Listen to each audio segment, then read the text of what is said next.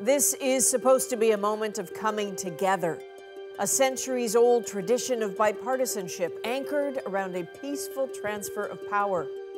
But Joe Biden faces a different kind of reality, and this is a different kind of inauguration. There are no people out celebrating. Vice President Mike Pence, he will be there. As we know, Donald Trump will not. Because of COVID and the social distancing, Adrian, it looks a bit like it's not ready. The pageantry is scaled back. Today's program is planned to the minute. Kamala Harris will be sworn in first, marking history.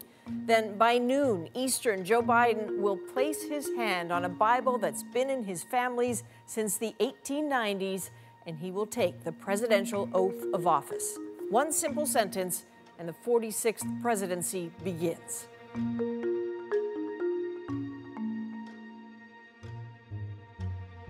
It's hard not to think of what that Capitol looked like 2 Wednesdays ago. That place that 2 weeks ago today was being stormed.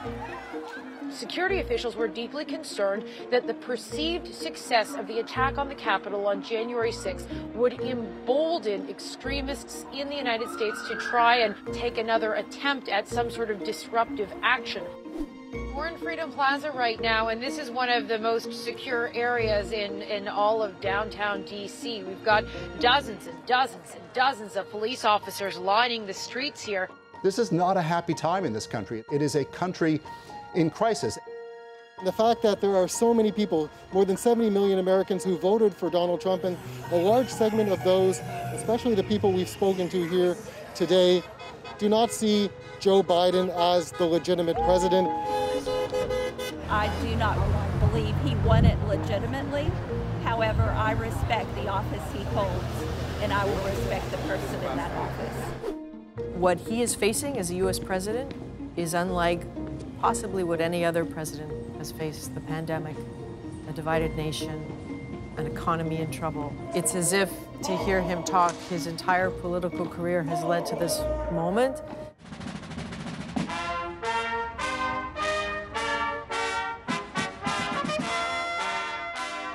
What you are all about to be part of, America, is a historic moment of firsts.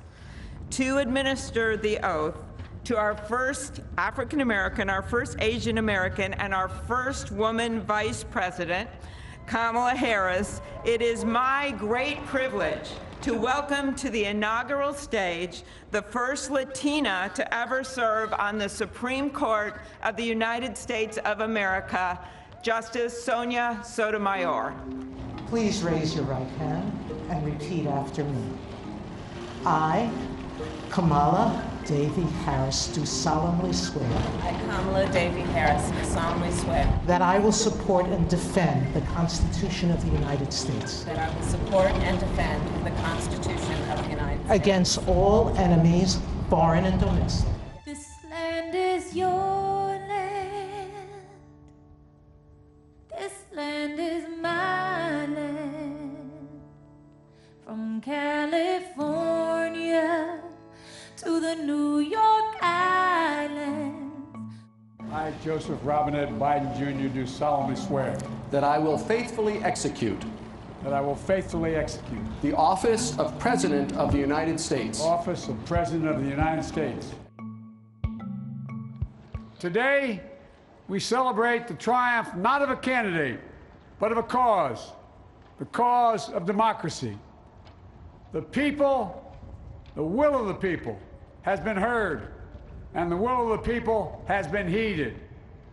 We've learned again that democracy is precious, democracy is fragile, and at this hour, my friends, democracy has prevailed. A cry for survival comes from the planet itself, a cry that can't be any more desperate or any more clear. And now, a rise of political extremism, white supremacy, domestic terrorism that we must confront and we will defeat. To overcome these challenges, to restore the soul and secure the future of America, requires so much more than words. It requires the most elusive of all things in a democracy, unity. Unity. At this time, in this place, let's start afresh, all of us. Let's begin to listen to one another again, hear one another, see one another, show respect to one another. Politics doesn't have to be a raging fire, destroying everything in its path. Every disagreement doesn't have to be a cause for total war. And we must reject the culture in which facts themselves are manipulated and even manufactured.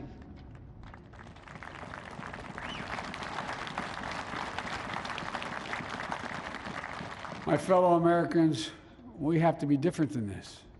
America has to be better than this. And I believe America is so much better than this.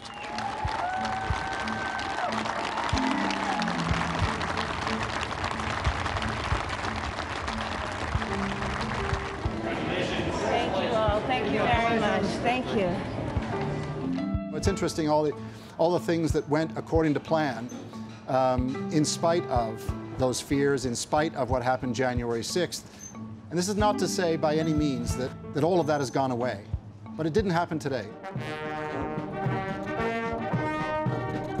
The security we were talking about earlier, the National Guard that we've seen sort of standing along roadside, absent any crowds whatsoever, of course, they look completely bored, Adrian, and isn't that a good thing? They've had nothing to do today. The absence of news to report about this day in a year where there has been a fire hose of it is I think, is welcome for everyone. For me, the most important part of the day was something that didn't happen, and that is the absence of President Trump. There is no such job as ex-Prime Minister of Canada, but there is such a job as ex-President of the United States. The former president is a dignitary of kind. And one of the most important, maybe the most important of the responsibilities, is to sit there as you are superseded by your successor. Donald Trump didn't do that job. He not only left the presidency, but he refused to accept the job of ex-president of the United States. He didn't do his duty. Remember how for 4 years Donald Trump spent so much time undoing so many of Barack Obama's policies? Joe Biden is about to flip all of that on its ear and undo a bunch of Donald Trump policies.